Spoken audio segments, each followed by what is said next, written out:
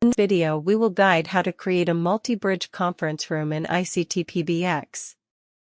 First, log into ICTPbx portal as an admin or tenant by entering the email and password.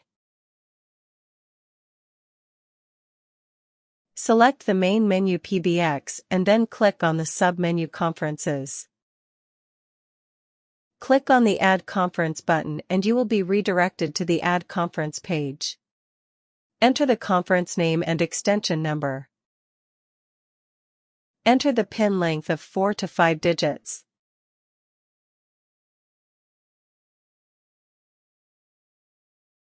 Enter the description if needed.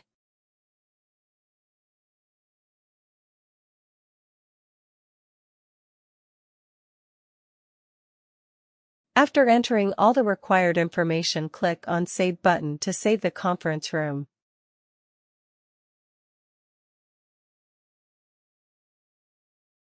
User can see the live participant in the conference room by click on the icon from the action field.